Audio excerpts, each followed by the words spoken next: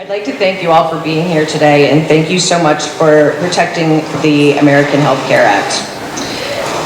My name is Erin Cooney. I'm 47 years old, and I'm a self-employed barber in an immigrant-owned barbershop here in Coventry. I spent about 15 years being uninsurable or totally priced out of the market. In my late 30s, I had to move in with my parents for a bit due to crushing medical bills. Without their help, I would have been bankrupt or homeless for sure. When the American Health Care Act was passed, the amazing people at Thundermist helped me get insurance. It changed everything for me and literally saved my life. Not long after getting insurance, I was bitten by a stray cat I was rescuing. I spend my days off volunteering for Paws Watch Rhode Island. I got a severe infection immediately and spent 3 days on the surgical unit at Rhode Island Hospital. I was put on an IV of super strong antibiotics, and fortunately they worked and I did not need surgery. I was told I was lucky I came in so quickly because if I had waited, I probably would have lost my hand or worse, my life. If I had not had insurance, I would most definitely have waited. I would have tried to fix it myself, and I don't think I would be here today. So thank you again for defending the American Care Act.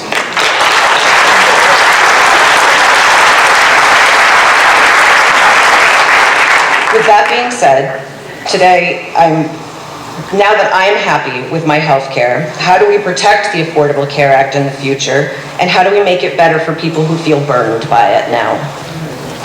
Well, thank you very much for your story, and it's those stories and yours, John, and many others that we've heard over the years since the Affordable Care Act was first passed that has continued to inspire us that it's the right thing to do back then. It was a tough battle back then to create it, and it's been tough, obviously, a challenge to protect it. But I think we've turned a corner, as they say, and I think we're on a much better place in being able to defend it going forward. So I think my colleagues on the other side of the aisle got the message that the American people don't want it repealed. So we will continue to defend it. But we're also going to look for ways to improve it. Certainly, one of the things that I would like to see happen is certainly encouraging more people to get into it, because obviously the goal is to get everyone into one insurance group. Now, we've insured another 20 million people since the Affordable Care Act was passed. That one insured before 100,000 Rhode Islanders who are now covered out. We have one of the lowest uninsured rates in the country, around 4% here in Rhode Island. So we want to continue to encourage more people to go into it. But we also want to do more to lower costs, and in particular, things like prescription drugs. So prescription drugs are still incredibly high, and still expensive. And you know that you hear our stories all the time how you get drugs either in Canada or from overseas.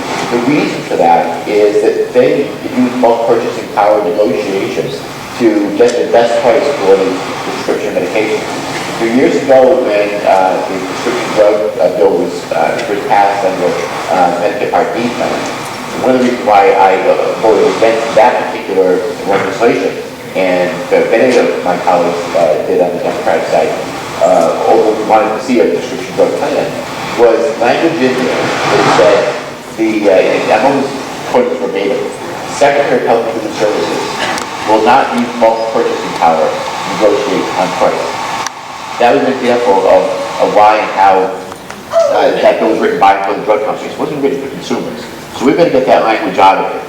So we were almost there when the House passed its version of the Affordable Care Act.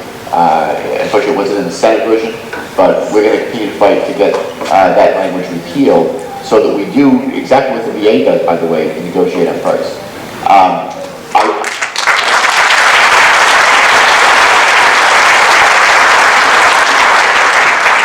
So I want to do more in terms of working harder and more aggressively toward something like a public option in the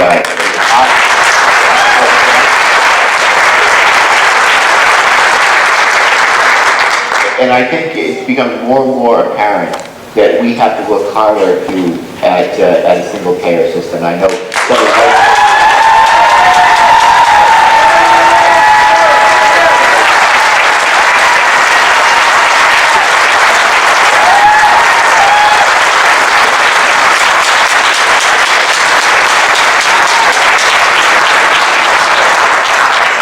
there are things that we need to do to continue to improve upon the Affordable Care Act, and if our colleagues on the other side of the aisle will come together now in a bipartisan way, I know that there are things that we can do improve upon it. So if more competition, more plans in the market. I would like to see, by the way, as long as we respect states, and the states like Rhode Island have impressive and aggressive and strong patient protections in there. As long as we keep those intact, allowing to buy insurance across state lines, that's something else that we can look at to bring more efficiencies to the system. But the more we can do to take costs out of the healthcare system that don't directly relate to healthcare, the better off we will be. And so we're going to continue to work to make the Affordable Care Act stronger and better. Thank you.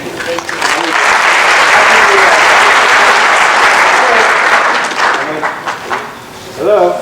If I could do 3 quick points. One. I'm old enough to have voted for a single-payer system in the 1990s in the House. So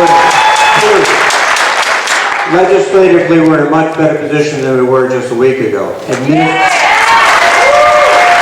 Administratively, we have to be very careful to ensure that this is not weakened by no advertising for enrollment, by making the enrollment process so complicated that people who are looking for help can't find it. And then the third point, I agree totally with Jim. We've got to have a drug pricing policy where Medicare, Medicaid can negotiate directly with the drug companies for much reduced rates, pass that on to consumers.